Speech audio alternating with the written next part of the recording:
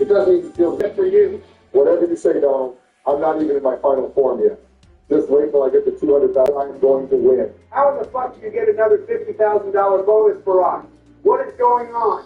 This actually feels rigged. Yeah, I don't know anymore, boys. It really feels. Well. Nice one, I guess Donald. I'm capable of getting a $50,000 bonus myself. The momentum is shifting back towards my favor now. Get the fuck out of here with your bullshit. You spew a lot of bullshit, but this is worse than bullshit.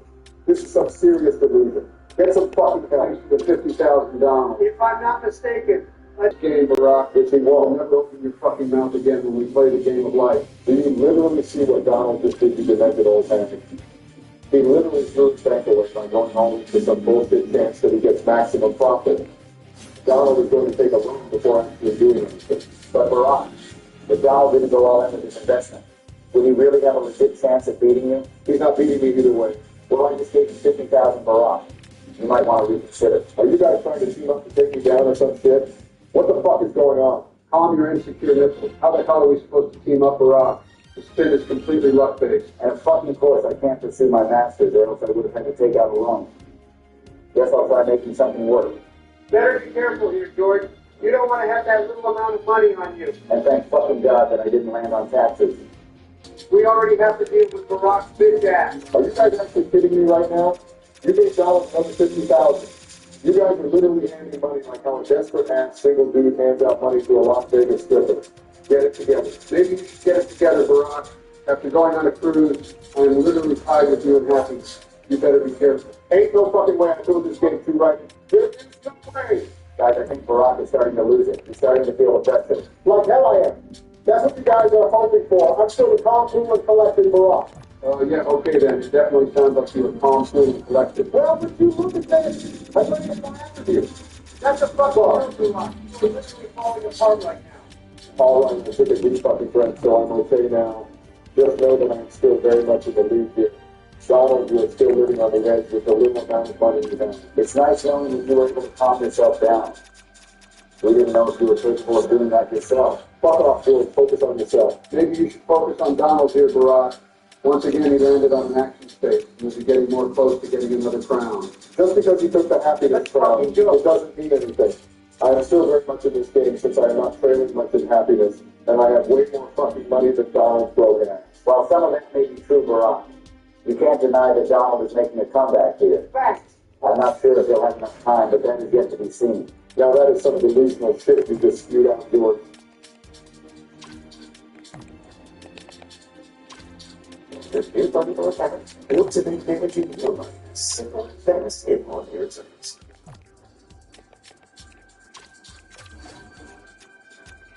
How about you work on yourself so you can prevent getting last place this game?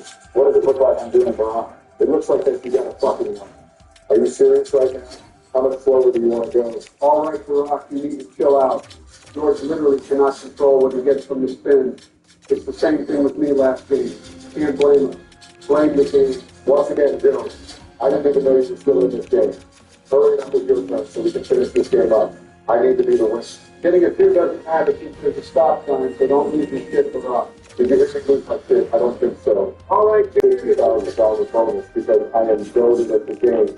If this is not sealing my victory, then I don't know what will. You guys are making it harder on yourselves by staying in this game. It's fine, Donald. Barack just lost his 50,000 at big game, so you're still very much in this. The delusion is crazy. You know what Donald and I like to say, Barack? Here we go again. And how did that mindset work out for you and Donald and golf with your friends, huh? You might want to focus on this option you have right here, Barack. It's more important than you think. I don't really know, to be honest. If I pick bingo, I'll temporarily get the happiness crown, but it's only temporary. I'll probably sell the house so I can have a better chance of an increased profit since that will be permanent. Okay, let's see what happens then. You can't be fucking with this. I couldn't get the maximum profit with 3 attempts. My kind of luck, huh? It was still 50% Barack. The odds are better for sure, but it wasn't 100%. Fuck off, George. I can do simple math. All right, I have a feeling this turn right here will be super important, so let's see what I can do here. I'm assuming you're going to pick college since you like to play it risky like that, right? You would be correct, Bill. It's high risk, high reward. If it works out, then I have a good chance of winning this game. You better fucking pray that you don't land on anyone's number right here. Barack's not wrong, Donald. If you land on someone's number here, the chances of you making a comeback will be slim to none. It's that big of a deal. All right, well, I'm the chef, so it won't happen. Let me cook dishes. The moment of truth then, huh? Whoa. God damn it, this is fucking bullshit. I was supposed to make this comeback. What the fuck is this bullshit? That is not bullshit, Donald. Your luck just ran out. That's what it is. I'm so sorry, Donald. At least I wasn't the one that had to take that $50,000 away from you. It's not your fault, George. And even though that I got fucked with this phone, Here we go again. I will not give up because King Donald will overcome all challenges. That's the spirit, Daddy. I mean, Donald. What the fuck? It's actually pretty sad seeing how delusional you guys are. Even though you guys have gotten wrecked, you still somehow think that Donald is capable of winning. In what fucking world is that possible? It's not over till it's over. Okay, well, let's eliminate one at a time, okay? Joe, you've been eliminated long ago after you fucked shit up because you wanted to work with ice cream. And George just got fucked from taxes. That only leaves Donald. And his chances of winning are damn near non-existent with that loan. I wouldn't count anyone out, Barack. This game is not over. Would you look at that? I got 50,000. According to my calculations, Joe, Not this shit. it won't matter because you're just going to lose it all anyway, plus more. Wait, what? Don't tell me that Barack knew this entire time you were going to land on taxes. Are you actually kidding me right now? Barack, you're a fucking maniac for knowing all this shit. You know that? I think the word is goaded. Speaking of the goat, watch how I do things. Why can't Barack land on taxes for once? It's been us this entire fucking game. Don't fuck yourself, George. Listen to this big set still. I guess Barack is capable of landing on taxes after all. This is how your comeback starts back up, Donald. You do realize that I still got a profit of 50,000 for that friend, right? I don't know why you guys are acting like I lost everything. Well, you could have had more, but you didn't get more. It's time for King Donald to make a statement. Let's do this, boys. Okay, a 7 is not too bad. It depends where you land. It better not be some bullshit taxes, that's for sure. Whoa. Excellent, Donald. I can invest in another house. Okay, but it depends on how much these houses are. What are you going to do here, Donald? Fuck it. I'm just going all in with buying another house. 100K to 350K. Jesus fucking Christ, this is a no-brainer. What the hell are you going to do here? They're literally going to be at $0 fucking dollars. This is even more ballsy than you were being originally. I don't know what in the actual fuck is going on right now. I got to try it. If I get good profit from both houses, I can still win this game despite having a loan attached to my name. Donald, there's no way that you will avoid taking in another loan. I don't know what's going through your mind because I can't think that stupidly. You never know, Barack. Maybe one of you guys land on my number. Maybe I get some money from a different way. Who knows? Who knows, I guess. I'm going to take the risky path since I don't think I have much to lose. Well, it's not like it's going to matter anyway since you're literally going to skip through all of it. There's only one thing that I'm afraid of. I'm not sure if that will be coming to fruition to get. But once I get to land on taxes, let's see what I get here. All right, then. The moment of truth, boys. Ain't no fucking way to work it down. Holy fucking shit, George, do not throw this man. Holy shit, let's go. George, what the fuck are you doing? Why would you do the board game battle? Are you that desperate to help Donald out? Shut the fuck up, Barack. I'm trying to help myself out. Paying $100,000 for one salary is not helping me at all. Okay, well, at least there is no way that Donald gets an 8, so I'm okay. I wouldn't get too ahead of yourself, Barack. It doesn't matter to see if Donald is still susceptible with regards to taking out a loan, huh? Bullshit. That's What are the actual fucking going on right now? This is crazy. King Donald is going to make a comeback. I'm tired of all your bullshit. Try about it, bitch. Donald is constantly dodging loans left and right. And George is helping out Donald. Like hell, I mean, fuck is this fucking bullshit? It's called the game of life for us. You never know if this game, am I right? Shouldn't you already know that given how last game went? All right, I don't need to hear shit from you, Joe. Hurry it up with your turn so I can be crowned the winner. What does it look like I'm doing, Rock? Don't rush me. You can't be serious with your senile ass, Joe. A 1.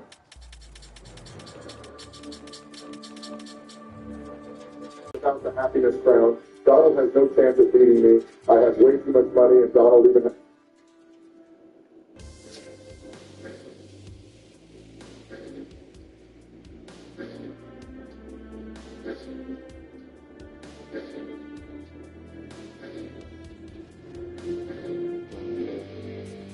Welcome back.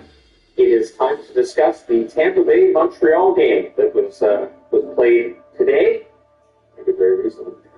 So that's Lusky versus Dovesh, and this one, of course, Tampa Bay looking to tie the series. Montreal looking to go up 3 games. The song from the Forest in Colors is clearly a knockoff of the Viridian Forest. Not only are all of the original Viridian Forest models capitals here, but they even have a similar layout. but there's also 5 other Pokemon you can catch, a few of which you might recall from our last forest video. So, let's make a team from the Pokemon you can get there, and try to beat Pokemon X to only them. Before we begin, which of these Pokemon is your favorite? Our journey starts with a rude awakening. That's not very kind of you, Fletchling, but I can't stay mad at him for long. I made some new friends literally by walking out the door. That was easy, and even get a cool nickname as an initiation ceremony into this tribe of feral children. Well, they're walking across an entire region without their parents. What else would you call them? None of the Pokemon they offer me are encounterable in the Santalum Forest, but this green one looks most at home among the trees. To show my displeasure at Nintendo for their Legend ZA Direct debacle last month, I named him Rank Mega. What a stupid decision. Not a fan of that at all. Rank Mega easily defeats the other upside-down Rank Mega, and that's all we need for. I could catch a run for Bird on round 2, but I'm so close to the forest, I'd rather get the superior Pokemon. The only problem is, as I enter the sanctuary, the feral children cannot take a hint. They have no social skills, and all rush headlong into the Santalum Forest, with no regard to the Pokemon I'm trying to catch. Maybe I don't want to be accepted by these weirdos. In spite of their best efforts, I encounter a Fletchling, my real starter for this run, and an appropriate one at that. I might as well catch all of the rest of the mons here too, like the water monkey, weird little bug, original bug, grass monkey, another original bug, overused electric rat, and fire monkey. Now, if you've been keeping count, that's clearly more than 6 Pokemon. So I need to figure out which ones to keep. Let's start with the 2 Kalos mons because it's their region. After that, I choose the elemental monkeys and Pikachu to have the best type coverage. If Mega Fever was a thing in Pokemon X, I would totally pick her. As it is, the 2 Kanto monks need to stay in the box. I don't plan on ever using it. But you know what I do use? A pair of everyday earbuds by Raycon, the sponsor of this message. And let me tell you, these earbuds are amazing. They've got active noise cancellation and a comfortable ergonomic design to stay put even when you're most active. I wear mine while at the gym or going for a run. That's right, I work out. The best part about these earbuds is you get the same premium audio quality as other brands, but at half the price. Not to mention, there's 32 hours battery life for a fully charged case, and their quick charge function. Just 10 minutes in the case gives you 90 minutes of playtime. As someone who listens to podcasts all the time, battery and charge times are such important features. So, if you want a pair just like mine, maybe with a different color, that would be okay too, click the link in the description, or go to buyraycon.com/unlockjoe to get 20% off the Everyday Earbuds Classic. Nice. Eli, it's over and welcome.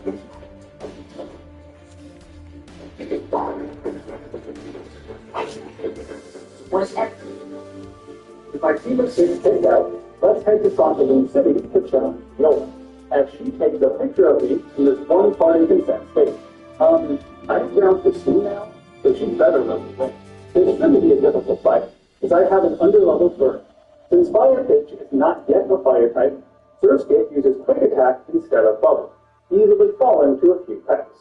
Fire Pitch does some damage to Vivian, Growling to lower her attack, and it's infested. Most of my team is severely underleveled, as you can see, but Mad Monk is just high enough to know Incinerate. He withstands tackle, no problem, incinerating that bug as many as he can, while Yola is with a light shield. It's an opposite, as in the first badge, no problem. With that badge also comes the experience share, an incredibly useful item for a team of 6. It actually helps keep me decently leveled this entire run. And it lets Butterfree, the Scatterbug, evolve.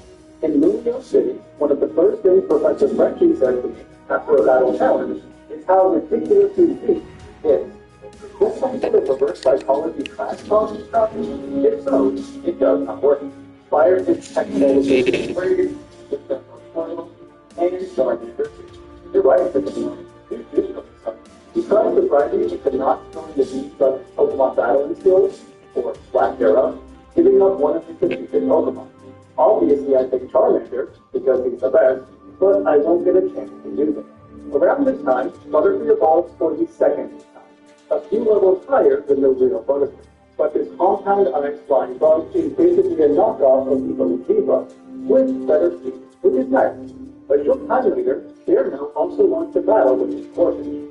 The big sword finishes, but never does anything with that basic attack, they I guess the people just have a fireworks closet or something? I don't know. I'm still bored. So, subscribe to the channel to help me get some fireworks money, or something like that. Maybe this annual coin will help to get there. One thing probably is 4th of July later. This rich dude continues to do the work, ordering around the house as if he's constantly at his beck and call. Man, that'd be awesome to have a butler. So become a YouTube or Patreon member to help me get one. I'd probably pay a living wage. A short time later, I enter the Battle Chateau, where I am immediately granted the rank of Baron, just by walking in the door. That was real easy. What's more, I can get a better title by fighting other trainers with titles, which seems unrealistic until you realize that people in Europe were fighting each other over lands and titles for hundreds of years. So, yeah, it's accurate. Anyway, that's enough talking. Let's get to more fighting. Grant has 2 rock photos, meaning it's time for Sad Monkey's debut in this video. He immediately burned the Mora with Scald, getting himself paralyzed at the same time. That's alright. The burn damage makes Scald a terrific player. Sad Monkey barely survives a Tyrant bite, deals with a berry, and is fully paralyzed. And here I thought he was going to do something awesome instead of just die. Happy Monk takes over to lead speed, hitting Rock Tomb, slowing him down, and yupping. Pikachu levels to paralyze, survives the first rock attack to hit a resisted electro ball. It didn't work out too well. This brings me down to half my team, 2 of which are fire types. No matter, I was ready for this. Butterfree protects, or lead seed to do this thing, and when I'm confident she can win, struggle burns the little rest. Talk about a much tougher gym than the first one. I defeat some flare guys and try to follow him, but he somehow disappears with a thin hand. I'm sure this suspicious rock formation has nothing to do with it. No need to investigate any further. This brings me to a gym leader battle, but not an official one, so even if I win, I get no back. That just seems like busy with me. It's not too hard between my 2 fire lines, but still, it's the principle of the thing. Need a gym leader? Get a bat. It's like Pokemon 101. I follow her to the Tower of Mastery, where the Skullbane is surprised I arrived here alone. Fortunately, I don't need nobody else. You, the feral children. The first 2 come right into the room uninvited. They have no manners at all, while the other 2 remain outside on the lookout for predators. When we've all gathered together, Guru gives us a lesson on Mega Evolution, blah blah blah, but he only has 1 Mega Ring. Then why wait for all these other kids to get here? You could have just given it to me since I was first. Either way, it means that Serena and I have a battle to determine ownership of the 1 ring. I begin with more Kanto than Pikachu, as he attempts to defeat the Aztec. A Nuzzle Electroball combo fails to do it, and he's quickly knocked dead. No matter, Butterfree struggle bugs Meowstic a couple of times. Absol also falls to a double struggle. For breaks him, Butterfree compound ice stun spores, letting Sad Monkey come on out. 2 Scalds defeat the middle evolution, and Serena as well. I do feel somewhat bad taking the Mega Ring away from her. I can't use it after all. Mega Raichu isn't yet a thing. But she can't use it either, so it's fair. What's not fair is the second battle I'm forced to have against the ring. I thought we already did this. But she has no Lucario this time. Sad Monkey leads the charge with a double power acrobatics. Mewtwo takes the hit, heals, to come into a stalled acrobatic combo. He avoids the first flying thrust of Hawlucha, but not quite the second. That's okay. So I'm just going to play first line Robbery and then Benson be on his left and then go and win to his right side. And whoever is playing second will play there for Tolkien right. We're going to play third line. Here, right wing, third line, right wing. Fire hits the flying type hasn't been used yet, and with a single peck he defeats the gym leader again. And I have to get the badge this one.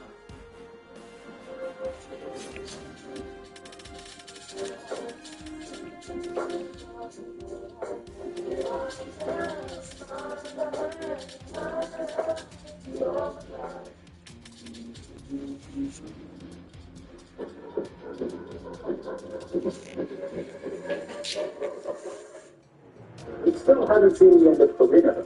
At the top of the Tower of Mastery, she lends me a Lucario to battle against her. Not sure why she didn't Mega Evolve in that last gym battle, but okay. My Lucario is obviously superior, but not enough for me to actually want him. We don't come from the forest. Why would I want you? You should stay with this trainer who tried so hard to get rid of you. I can't catch a break though, because in front of the next gym, Serena wants Arena. I don't have any Mega Evolutions to show you, so just give it up. Thanks to an unfortunate life sprint, Meowstic stays alive a decently long time, eventually getting quick struggle bug. The screen wears off just in time for Butterfree to hang on after Absol's quick attack, struggle bugging him as well. Gregson is too much for the bug to handle. Sadmonk has now learned Surf, drowning the fire type in 2 hits. Easy enough. Though he didn't do anything in that battle, thanks to experience share, Fire Pitch evolved to his final form. I debated giving Mad Monk an Eviolite for the Ramos gym battle, but evolving him now seemed like the best option. I started with him to Flame Burst Jump Bug. Ramos healed that thing twice in a row, wasting his healing item till it's finally knocked out after an acrobatic. Expecting a Bull Boost, I pivot into Butterfree to fly above it. She has learned Bug Buzz, which is a 2-hit KO against Silver. Sweeping Bell then succumbs to a double siding, no problem. Look at that. I didn't even need to move those fire kits for that hit. At this point, I find out that Steve Flair has broken into a power plant to steal power. Or something. I don't know. I wasn't really paying attention. Either way, I alone stopped them, with no help whatsoever from any wannabe superheroes. In preparation for Clement, more Kanto the Pikachu gets a Thunderstone to evolve. I begin the battle with Fire Pitch, who is certainly weak to electric, but also outspeeds Emolga in return. The Squirrel both switches into Magneton, as expected. Fire Pitch tries to lose, but takes about the same amount of damage that he deals, making it pointless. Okay, it's time to sacrifice Sadmonk to a Thunderbolt. Sorry, bud. So Magmonk can Flame Burst. The only problem is, Magneton has Surge, and Clement keeps on healing, even setting up an electric terrain. Eventually, he runs out of heals, and it falls. Heliolisk thunderbolts him to the grave, and in his place, I use Happy Monk, who has not yet evolved. So, he has an Eviolite to boost his defenses. This means he obviously is going to Leech Seed. He also Seed Bombs and tries to dig, but gets paralyzed by Storm. The Leech Seed still does its thing well enough, knocking it out. And Wonka finishes him off, as Fire Pitch does the same thing to the Squirrel who's left over. And it's static at the very end. Point. Following that battle, I end up in Lysander's cafe, for some reason, to get lectured by Professor Frenchie on how great a person Lysander is, who, over the course of the next minute, says there are people who give and those who take, and that takers are villains. He then goes on to justify the use of a terrible bonus weapon. Sycamore is not a good judge of character. Lysander isn't even hiding it. He outright said it. Sure. Just excuse that messed up rhetoric as passion. Nothing could go wrong with that. Trevor gives me a heads up that I'm about to be jumped. Even with leftovers, he proves to be too weak and slow to beat the boss. I guess it's up to Fire Pitch to return. Absol tries to start a Swords Dance, getting no benefit from it whatsoever. That's what you get for attacking an unsuspecting kid, Serena. The rest of the feral kids show up again and decide to head to a haunted house, a popular destination for kids whose parents don't care about them. Their whole lives are filled with terror, as will Valerie. Once I put her fairies into the ground, the fairies feel Mawile, cannot stand up to Madmonk, who has an expert zone. His Flame Burst uses mine too, but she sets up a light stream. Flame, he does some digging, more first, until the light stream ends along with Mrs. Mine's life. Sylveon prevents him from going any farther. Fire Pitch tries to return, but without stab and getting lowered attack, this is not going to work. In his place, the still unevolved Happy Monk does what he does best. Leech Seed. It's such an incredible move to run like this. He really tried hard with the defense evolution, and with an Eviolite, he's doing pretty good, but his attacks are just too weak, and I don't want to waste any more time. In his place, out comes Fire Pitch. With leftovers and Leech Seed, he's not about to be defeated. While on tour of his Pokeball factory, Team Flair breaks in to steal some Pokeballs. These things cost like 200 Pokedollars. They're not expensive in the slightest. Oh well. I alone stop them, with Serena just hanging around here too. Even though this event literally just happened, the news somehow claims it will have no effect on Pokeballs nationwide. That sounds a bit like a cover. Don't trust the mainstream news, not even in Pokemon. I take a slight break from Team Blair to a more happy month now that he's learned how to fight. Then, it's right back to thwarting Team Blair. By the way, why did a bonus still happen at bonus fight? Is he going to find it somewhere and was carrying it around? Or did he somehow make it? Much like how Sabrina carries around Shin for constantly losing her mate. You'd think that would help her do better, but not really. As always, I start with Butterfree against Meowstic. But this time, she has learned River Dance, one of my all-time favorite setup moves. Meowstic clearly stands no chance now.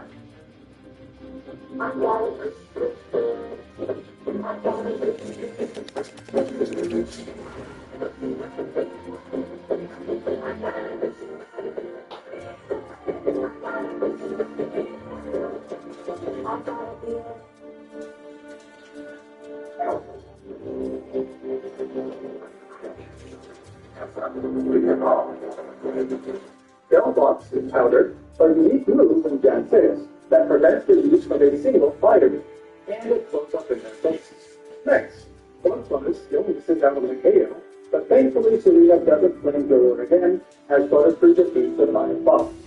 Now Jolteon could use electric moves to knock her out, opting instead to use a quad-resisted double kick. That was a stupid move. The Evolution and Absol are both defeated without issues. For the Olympia battle, I lead with more Kantos to Raichu. He hasn't done a ton in the run so far, but we're about to change that.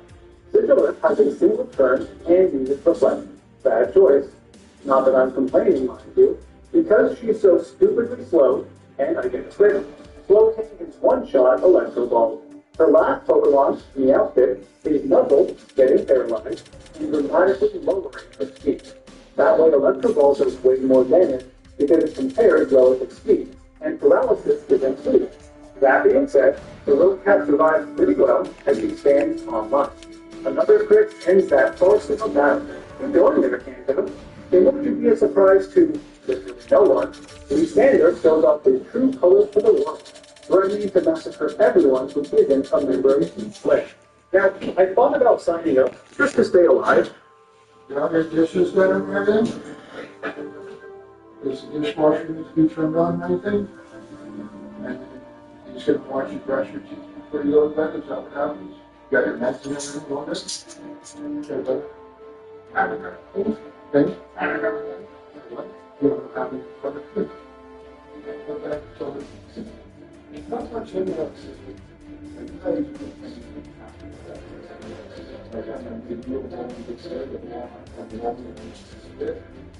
hold on.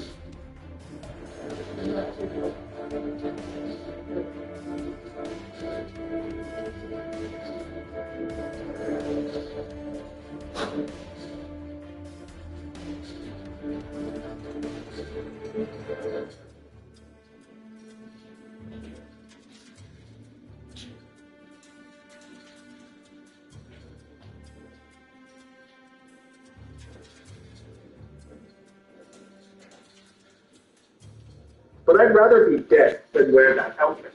And do they all have to dye their hair red, or is it a coincidence? There are several Lysander battles here, but in the interest of time, and because it sucks, I'm just skipping ahead to the final one. You know, the one that takes place behind this rock formation that I should have explored several years ago, would have prevented this whole tragedy if I was somewhat smart. I do catch this tree-like deer first, who seems at home in the forest setting, but I'm doing fine without any legendaries, so who needs it? Dog Lysander begins with a quick Mew Shell, but my itemless fire pitch is even faster than acrobatics. High Roar is also accurate. Honchkrow is the first one to survive a hit, Night Slashing in response, and not getting healed. That was unexpected, in part because of the pre-Mega Gyarados Intimidation. Acrobatics now kind of sucks, and Fire Pitch is straight up off with him. Just as a backup, Happy Monk leaks seeds, because of course he does, but he also survives an outrage, allowing him to Seed Bomb a single time, defeating Lysander once and for all. I don't know why he gives up now and not the first two times, but it works. After the giant space laser scene, only one of these houses remains standing, and the guy just doesn't seem to care about what happened here. It is most decidedly not a beautiful day in his neighborhood. Frenchie makes another appearance with his level 50 Pokemon that don't stand a chance against me. They might have helped against Lysander though, so thanks for that help, man. As feral kids are wont to do, I am gamed up for no real reason. Shauna is easily defeated, and yes, I also make that face when I'm excited. Tierno does do much better, and you look pretty down to me, man. At least Trevor has moved past his feral ways, healing me before also trying to beat me up. Hey, it's a little improvement at least. He too is knocked out, as is anybody who tries to stand in my way. Now that I've proven myself to be the alpha here, they better stop taking fights. There isn't much to say about the final gym battle. With an expert belt holding up Mad Monk's non-existent pants, his first two Pokemon are flamethrowers without any issues. Diagonal outspeeds the confused ray, surviving a little bit longer, but not even it to withstand the flame from my hands with love. That was a straight up an anticlimactic end for a gift to the journey, but we still have a bit more to run to go, including the fanciest door to sphere transformation I've ever seen. And trust me, I've seen my fair share of stairs. On the other end of Victory Road is Serena, who has one final chance to defeat me. We start the same way as our battles have, with my bug making short work of her psychic attack, using a single quiver dance first. I could use a second, but it shouldn't be necessary. Since Bug was too weak to defeat Delphox after a powder last time, now I have her, which is still too weak. I should have just danced more, I suppose. Sad Monk defeats the Fox, running away to Happy Monk to resist Jolteon, who actually uses an electric move this time. 2 sea bombs is all it takes. Now Otaria quad resists Scraps, and I expected her to defeat Happy Monk pretty easily. But for whatever reason, she allowed me to lead Steve and punch several times until she too is defeated. At least Axel does something smart here. I was getting a bit concerned about Serena's mental state. I still have most of my team, however, so let's finish this battle and rival once and for all. With the final speed bump on the road to Elite Four out of the way, it's time to start the beginning of the end. Let's begin with Dragon. She's not who I wanted to start with, but it's the first chamber I walked into, and I'm not about to turn my back to her. Dragouti has some pretty ridiculous special effects, meaning I need to use physical attacks. None of my mons. Now, I thought Jordan would knock out Sad Monk here. Instead, he survives a Dragon Tail, bringing out Raichu. He doesn't have any great moves, so let's just go for a paralysis and get knocked away again. Happy Monk's Crunch is barely too weak, and he also gets knocked away. This is getting old.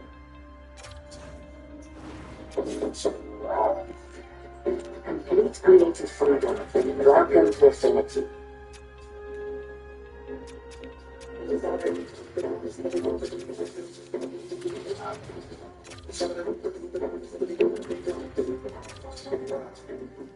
A quick chat can save thousands on your mortgage renewal at Dominion.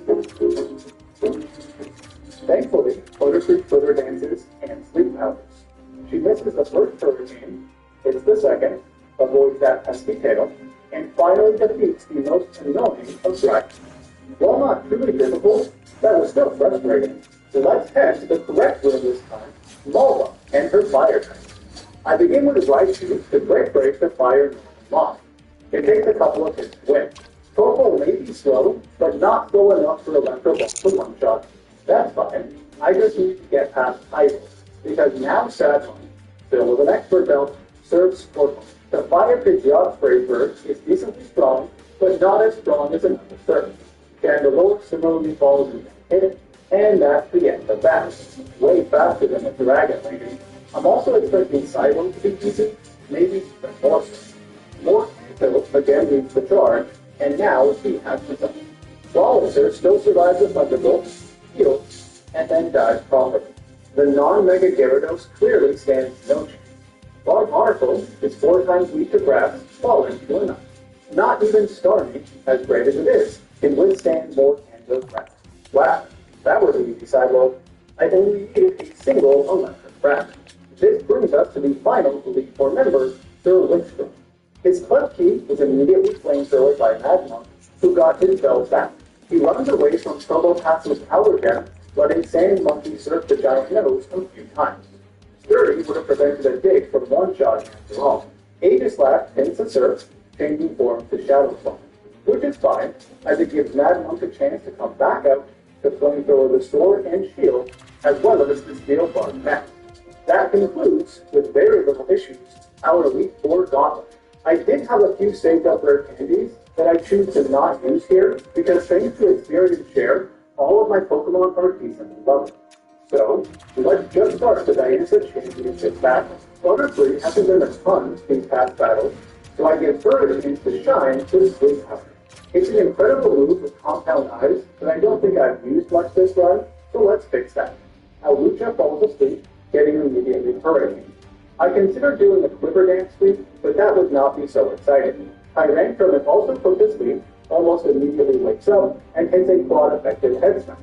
Well, there goes my Butterfree, and the T-Rex too. I decided to send out Sad Monk next to take out Purple Lotus. It knows Thunder, but thanks to Brick Break, never gets a chance to try it. With Gorgeist, I swapped a Fire Page expecting a Seed Bomb, but I am ghosted instead. This wouldn't be an issue if Acrobatics had one shot like expected. What's the point of having no items if it's still not strong enough? Fire Page survives that Phantom Force, barely, as the Pumpkin dies, again, to a burn. He's not going to get past Caesar, but can still deal a decent chunk. And avoid a running water, apparently. So he does get past Caesar. Super job. Mega Gardevoir is not going to happen. He does outspeed the Flare Blitz, which was just too weak, knocking himself out. That's fine. Time for Happy Monk to finally show his face again. What do you think he's going to do? Leak Seed, of course. He also knows Seed Bomb, a physical attacking move, because Mega Gardevoir's defense is much lower than her special. He survives a Moonblast, and Gardevoir the 2-seed combo, just barely.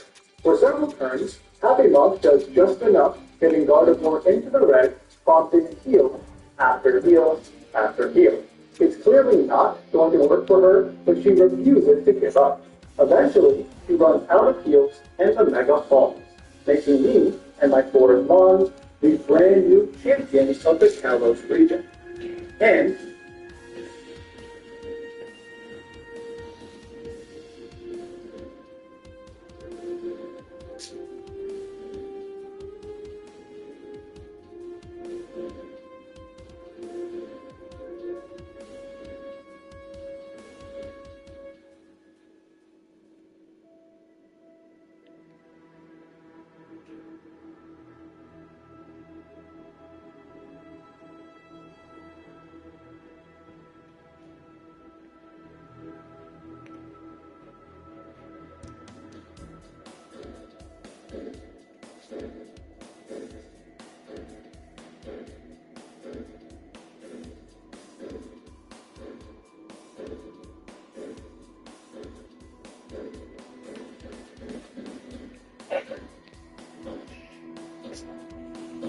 let's see a photo.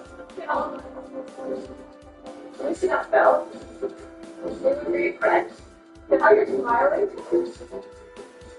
Keep it. Maybe 6 feet.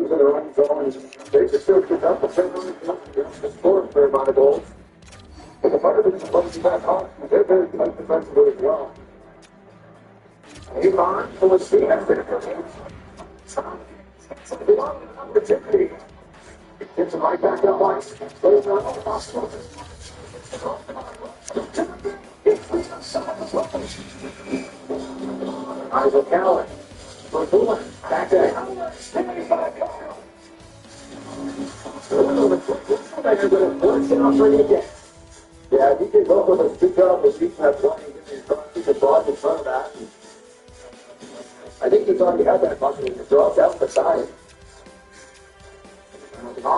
Set up forward foul to Howard. It's funny, you look at this Condors lineup, and yeah, they have there's no time to bury that one. Johnny looked behind the net, kind of looked at everybody and sneaked for a second. Avon, wide open, the three Condors around him, strong with the final seconds, and not enough time. It flows on Avon. Now, you got look over the side, and that's close to Condors. And Terry Regan just kind of drifted over and found himself wide open. Here, closing collection for the Firebirds. Around the wing, Candace Murphy. Get up to touches. Looking like to see game 3 there as well. With the steal by Travis. Flores, Marcus.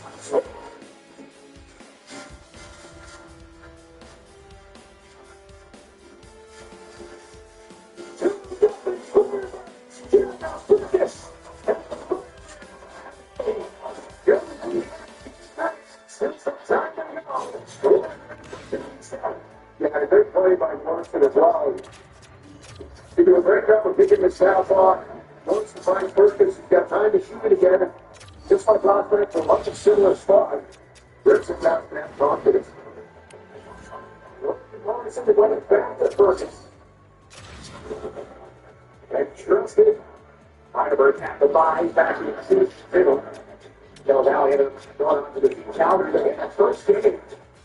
And that second series. They're going to scramble. Here's the ball. Good fire. On the left.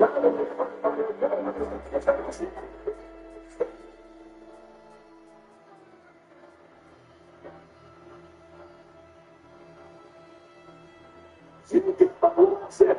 That's great. Yeah, just a great job. We're going to talk about it around the net. He takes a look at Goldberg, gets a shot on that, the rebound is there. This is another example of big launch and throws it all up. A lower, 3 left to lead. You get the launch and some Flores to the Condor on its way off the ice. It's a good Flores. Scores the goal, finds up to the crowd, all the way to the net. Moves shot at the Condors. Yeah, I can show that one. This time, sure things that are there. Well, you don't take the launch from underneath their skin ready to help. For a moment, Melissa went down with Snowman. Once again, Steve Snowman over the center.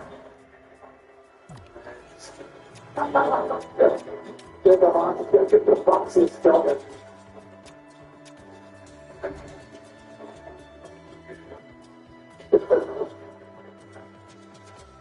The baseball sort of the same ball to take the ball, except sure it's has a problem. But the trophy is still there.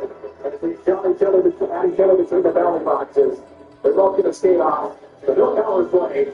It's a 4-on-4 hockey opening. Get the club here in game 3. It's fine. You know, it's a jump down by 4-10. This is the fireworks.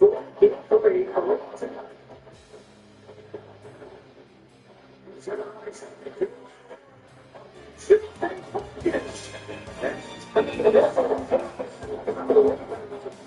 It's looking at takes him a fire to the door. Foster gets their hold on him. All up at the bottom of the fire line is not getting out. They're just starting to get frustrated now. Fire is a good job of Buck sitting there, and both ends goes for the rebound and nothing. Down.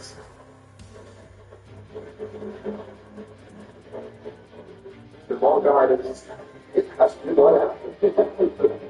Finally, up my eyes and look at the ceiling now. And say it cool. And go.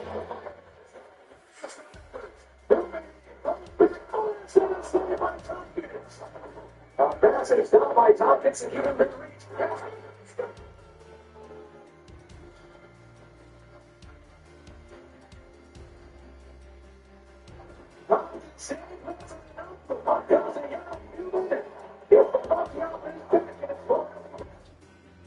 Our high switch just not working with our growing family anymore. But neither of us are ready to move. And with our credit history, no one is willing to give us a second chance. Then a neighbor recommended the Easy Financial branch just down the street. The Easy Financial home equity loan was key. Suddenly we had access to what we needed. A stable and manageable Yeah, the Firemen's doing a great job of staying with this. Gillen makes a great play in there.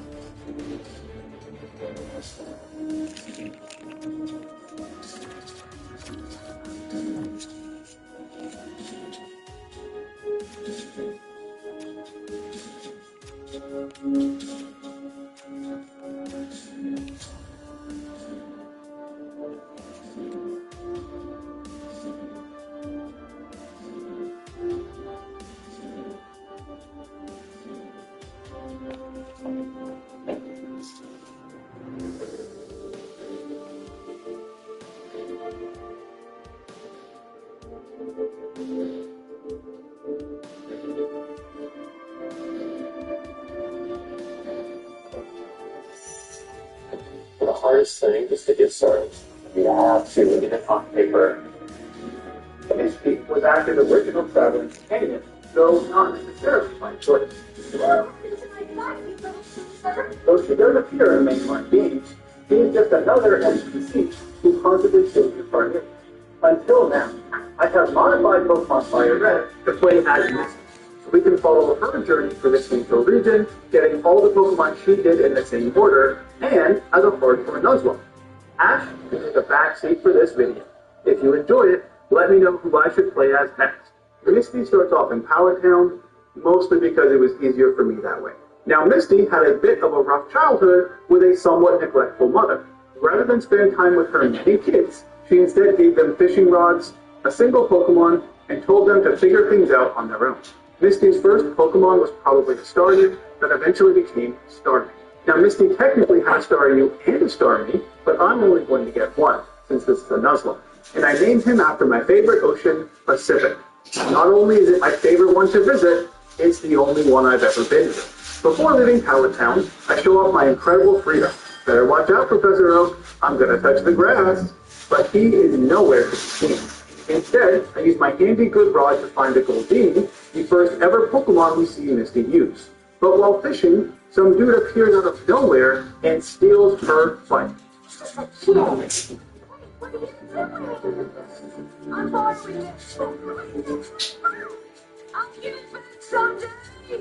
The lie detector determined that was a lie.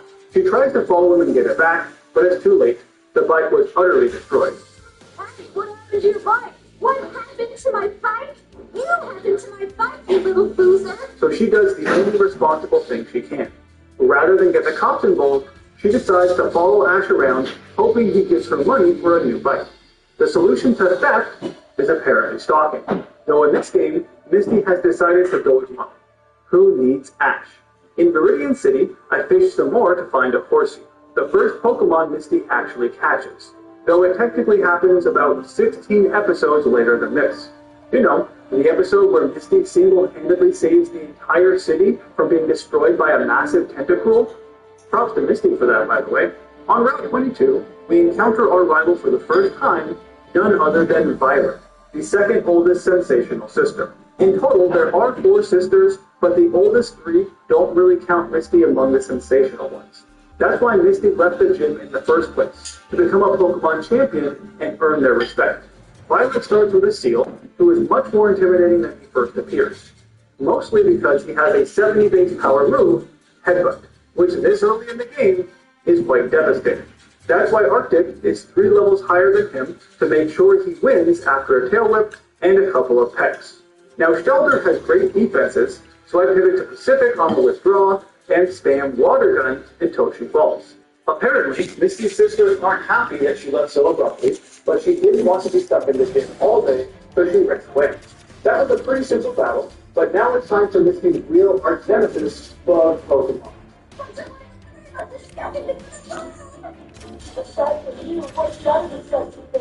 Thankfully, Goldie has the flying move Peck for some reason, so they are easily defeated. On Computer City, where Ash refuses to borrow any of my water Pokemon. Wouldn't it be a lot better to just leave her house instead of drawing with this crazy flower? Good. I'll live without your help. And keeps trying to electrocute a rock. What a noob.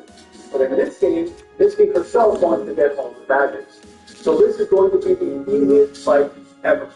To show how easy it can be, I start with under-level Horsey, Indian, and use the weakest water moves known to man and woman. Bubbles, both Fury and Onyx fall in 2 bubbles each, only doing minor damage to me with Tackle and Vines. Well, that was ridiculously easy. Good job, Indian.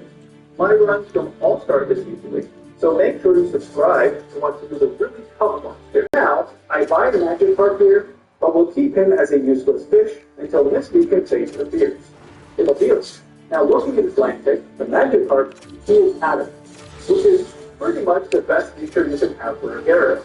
It just so happens, though, that 2 of my other Pokemon are also adamant. The only one who isn't is a Hasty Pacific. So 75% of my current team is adamant. That seems mighty unlikely and quite weird. After some alien shenanigans in Mount Ruins, Misty returns home to Silicon City, but it's a bittersweet moment for a number of reasons. First, the bike shop refuses to give me a refund on this obviously faulty bike. Start improving your fitness. But do what? With real-time things. On Friday. And then I have to return to the gym I just left to beg for a Pokemon back. As the second youngest sister, Lily had to take over my job as the gym leader when I ran away. But to truly gain my sister's respect, I need to earn every bag properly, unlike some other kids who shall remain nameless. Lily and I both start with critical weakness, but she immediately gets a crit, so that's fun. That Tailwind Horn attack finishes that stage. Lily then sends out Psyduck, hard to give some damage, but needs to swap after confusion. I should have lowered his defense first, though, because Pacific does not do very much with either Tackle or Water. But he can heal with Recover at least. He gets confused several times, but manages to stay alive, and eventually takes out the duck. Not only do I get the Cascade badge for winning, but I apparently get my favorite Pokemon back too that I left in my case defeat. I wonder who it could be. Psyduck, of course. Everyone knows that Misty loves her Psyduck more than anything. In the show, Misty encountered Psyduck in Hop Hop Hop Town, quite a weird name, but this duck basically captures himself, prompting Misty to have her very first fourth world dream. The show has so many of these that Bulbapedia has an entire page dedicated to them. Another minor change I made to this ROM is that TMs are now reusable. Since both of my Pokemon use similar TMs, I figured why not. Lily had already mentioned that Violet was back in town, and here she is wanting to fight me once again. This time, I use the superior, the silent. He starts with a tail whip, and now we're expecting an icy wind, not a growl. The second turn, Seal does icy wind, slowing me down. Since he should now outspeed, I'm banking on a headbutt for superior to try and disable, but it doesn't work out. Oh well. Another tail whip later, I swap to Arctic, who one-shots with a horn attack. He tail whips, and is confused by the other fish, so I bring out Pacific. He gets an tackle, and is also confused. Arctic comes back out, horn attacks, and is confused yet again. How does the 55% accurate supersonic hit 3 times in a row? I just don't get it. That would never happen in either of these. Blasted Shelter, who falls to a few water pulses, no problem there. That was harder than the last time for sure, but mostly due to her stupid luck. Around this time, Anime Misty tries and fails to catch an Oddish. You know why it didn't work? Because he's a grass type. Misty should only have water types with one exception. Not all water Pokemon are victims. Case in point, the Squirtle Squad, who literally holds us hostage. That's pretty messed up when you think about it. After freeing him from his Pokemon prison, Bill thinks it's an appropriate time to ask for a date. To a cruise ship, no less. That is not acceptable for a first date, but I take the tickets anyway. Though maybe I shouldn't have, as it ends in disaster, as we all know. Before it sinks though, Violet also makes her way on board and wants to give me something. I wonder who it is. Her team really hasn't changed that much. Arctic started off by horn attacking Seal, but is slowed down in the process. Superior comes out, and after a few confusions, Seal is a goner. He deals some damage to the Goldeen before swapping back to Arctic. This time, Supersonic actually misses once. It's the second time, but he still has a person there, so Arctic heals it and defeats the fish. Her newest Pokemon is Krabby, a water type Misty never got because Ash did instead, and you can't have two of the same Pokemon. But before the physical special flip, Krabby is not that great anyway. This brings out Violet's final Pokemon, a Poison. It's using the Zone already or something. Arctic is not a great special attacker, so Water Pulse is quite weak, leaving I swap to Superior instead. He gets closer down to the red, but would fall to a crit, so Pacific takes over with one last Water Pulse. For my victory, Violet gives me a Water Stone because apparently she got two, and this is exactly what I needed to face this answer. I've been dreading this battle since before this run even started. It's either going to go really well or quite poorly. Let's find out. Pacific starts off with a Water Pulse and does more than half, which is not what I was expecting. He deals a Thunder Wave and then just Water Pulses a second time for the win. Well, that was remarkably anticlimactic. I honestly didn't know it would do so much damage, but okay, I suppose. My real plan had been to use Camouflage after my first Water Pulse, becoming a normal type, losing my electric type weakness. But that would also sacrifice my stab Water Pulse, so it was by no means a guaranteed win. But I guess I overthought it. In Diglett's cave, the digging Diglett unearthed some prehistoric Pokemon, causing a slight panic, but also revealing a Pokemon egg. The first one that has ever been seen in Kanto. In Johto, Pokemon are popping out eggs like candy. Ditto especially. I get through Rock Tunnel easily enough, thanks to my plethora of water Pokemon, and encounter Violet in the Pokemon Tower. Superior does some damage with a few confusions, but it's not strong enough. Instead, Arctic comes out to do what he does best, horn attack. Violet's Volbeat is almost one-shot, but obviously it confuses me. Indian finishes it off with a Water Pulse. Arctic comes back out to horn attack Krabby a couple of times, but after several mud shots, I need to swap again, this time to Pacific to finish the Krabby. Blast is her closer, but again, that guy has no special defense, and a few Water Pulses finishes it off. I choose to not spend any more time in this Tower of Terror, because who knows what will happen, to get a more complete view. I will be catching the Pokemon Misty Drop from outside the Kanto region, like Amazon here. This guy was caught in the Orange Islands after helping Misty cure Ash and Tracy.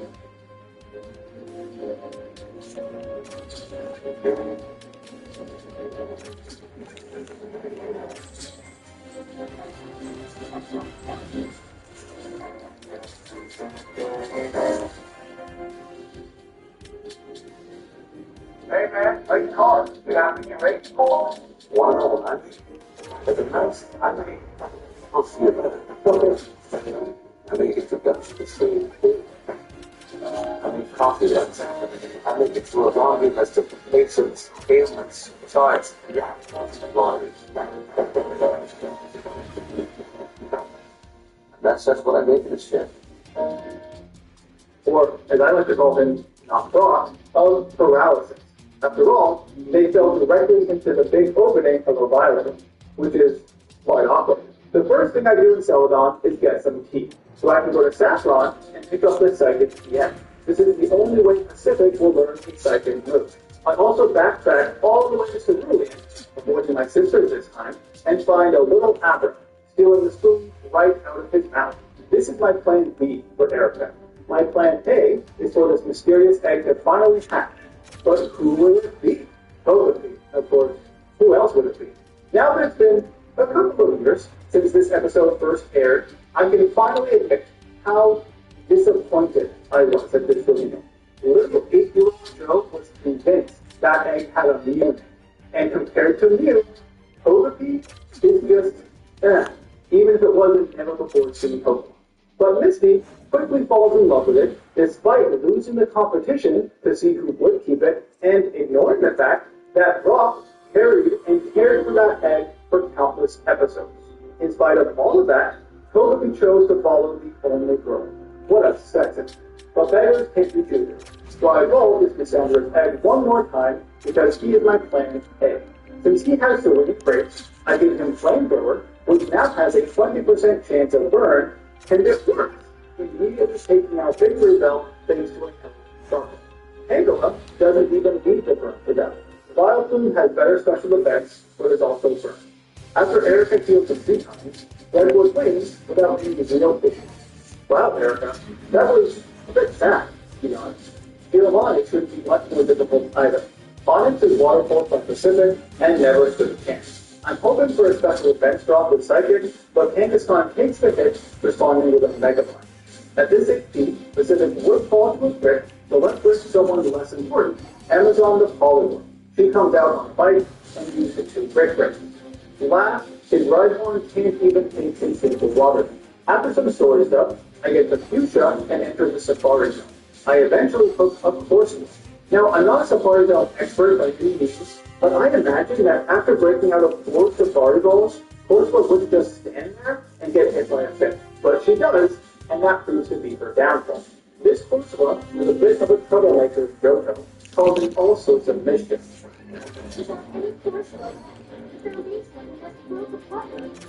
But the real problem was building your house on a Corsola reef in the first place. It's kind of their fault that it got destroyed. Back in the Safari Zone, I also get Surf, without a doubt the most useful move in this run. Before facing Koga, it's time for a huge evolution phase.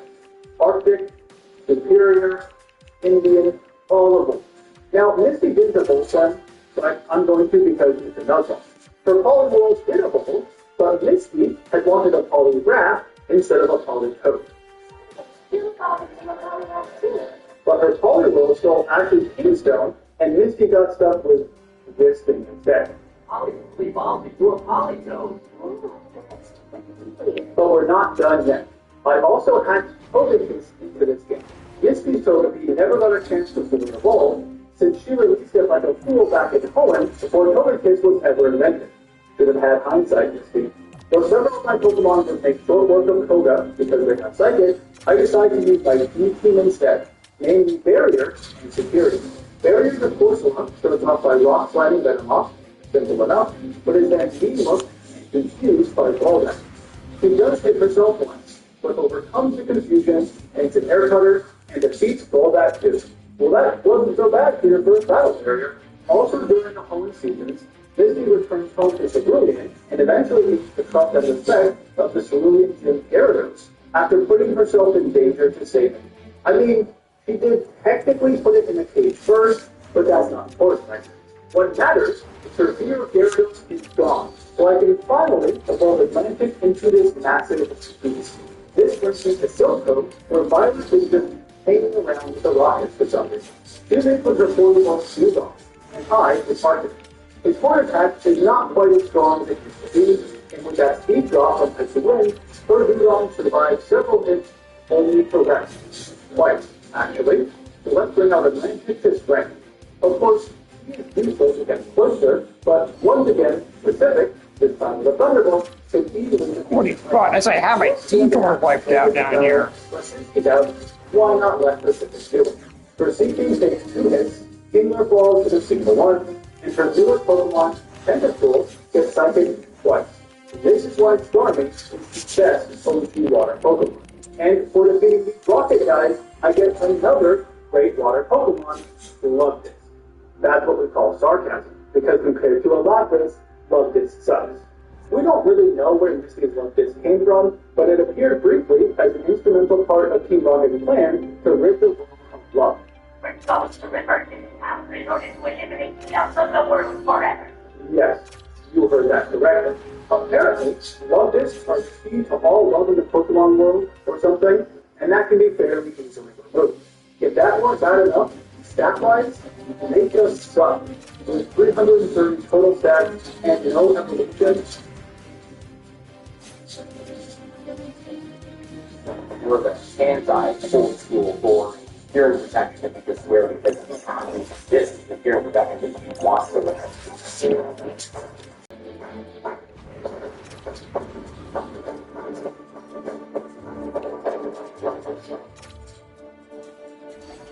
Love This are not great. Catherine goes on my team regardless, as Amazon leads the charge against Giovanni. His Nidorino was defeated in 2 psychics, and his Nidoqueen falls in 2 surfs. For Kangaskhan, I picked the favorite. He took some damage, but after 3 tail whips, I feel like I need to swap or lose her. Pacific is also tail whipped on the swap, responding with his own psychic. Rhyhorn obviously never stood a chance. I do have a suspicion though, that next time Giovanni may be a bit tougher. We'll see. For Sabrina, my plan is to have a bit of fun and try to get secret powers of Herald. With Redwood to replace, it now has a 60% chance, which is better than the 55% supersonic that always seems to hit. Of course, the Dabber straight up died. Mr. Vine survived the hit, is not paralyzed, and sets up a barrier, which is not quick, since Shadow Ball is also physical in this generation. He then baton passes to Venom. With that plus defense, Amazon comes out on a supersonic, which obviously hits, but manages to rain dance before swapping to Pacific. He gets a quick surf, one-shot his Venom. Mr. Mime comes out to heal, which does nothing for him, and Alakazam isn't really a concern since he only has Psychic. Wow, I was telling them, fuck you. With a crit anyway. Well, that was surprisingly easy, even though no one got paralyzed. On the way to Cinemark, it's time for another Pokemon, Azura. This girl is the child of Knockross Meryl, and was just a wee little egg when Misty got her. She made her debut in the Battle Frontier Saga, and somehow, this tiny little Azura breaks out of 7 Neptune. How is this girl the hardest Pokemon to capture? I ended up using my Master Ball on her because I had nothing else to use. Talk about a waste, especially since she was a chubby instead of a testosterone pumper. So she will never be seen in that. Not that I need her for doing anyway, because he's pretty flamed, and I missed it. Amazon starts the battle with Rain Dance. It's a super weak flamethrower, and one-shot 9-tailed with Surf. I could have into Castro on a takedown, because I want him to actually do something this time, and Rhydon is easily taken out, as is Magmar with a Mystic Water ready to Surf. In preparation for the final badge, Indy evolves one more time into Ingram. I finally have a single Pokemon who is not weak to Electric. And believe it or not, I'll need it for Giovanni. I again start the battle with Amazon, who again uses Rain Dance. She is slowed down, but still helps beat the literal rock. This takes out Giovanni's toughest Pokemon, the Armored Mewtwo, but without the armor. I pivot to Cassidy as Mewtwo Thunderbolts, and Love This obviously falls. It's unfortunate, but that sacrifice was necessary because none of my Pokemon can survive a single Thunderbolt. Would need 7 India. Thanks to Swift Web, she goes first, and with the rain and Mystic Water boost, Surf will be a 2-hit KO as long as Psychic does not crit, which it does not, so his Mewtwo is defeated. I swap back to Amazon on a Kingler, and a single Psychic wins me the very last battle. I decided to give him his Mewtwo for this battle because if he just had ground Pokemon, that would not have been very exciting. Before continuing on to Victory Road, let's draw Catherine into the box. She succumbed to pollution. Can't say I'm really sad because, again, not a fan of love. If you are, I'm sorry you have such bad taste in Pokemon. Just kidding, but not really. On my way to Indigo Plateau, Violet popped up once again to have a final battle. To make this more interesting, I gave her Dugong Sheer Cold. Thankfully, it misses, and Superior wins after several brick breaks and takes out the sleeping Dugong. Oh, I also gave Sea King Hornbill because why not? But he misses 4 times, letting Superior take him out too. Kingler does have Guillotine, but after seeing what happened to his friends, he instead tries the hardest, which does not help. Once I get to Tentacruel and Superior is poisoned, it's finally time to start the Pacific. I didn't want to risk my star Pokemon to a 1-hit KO after all. He is Sludge Bomb, but Psychic takes out the Switch. Last, for the final time, is Violet's Cloyster, who does have Sheer Cold, but never gets a chance to use it. After countless losses, Violet finally decides to return to Cerulean to do her job and take over the gym, allowing me to keep going forward with my journey. But where was Daisy this entire time? She is the older sister after all. I bet you can probably guess where she is, but no spoilers, alright? Without further ado, let's jump right into the Elite Four. For Lorelei, I start with Amazon to brick break the Dugong, who survives 2 hits just barely and gets fully healed. The next 2 hits do slightly more and take her out. I then fought Specific on the Cloister and one-shot like he's been doing this whole game. Lapras survives a Thunderbolt confused Ray, but a Lungberry heals that, and then she falls in turn. Slowbro manages to beat the Surf, but that is my move, and it does very little. Now, Jinx isn't weak to any move Pacific has, but 2 Surfs are more than enough, and he avoids a lovely kiss in the process. I likely could have just fight with Pacific there, but we'll have plenty of that in the next battle. Like Bruno. His Onyx falls to a Surf. Both Hitmonchan and Lee are one-shot with a Twisted Swim Psychic. The second Onyx falls, and even the Champ is knocked out in a single hit. Well, dang. I honestly thought he would survive having just 1 hit, but I suppose not. As always, Bruno sucks.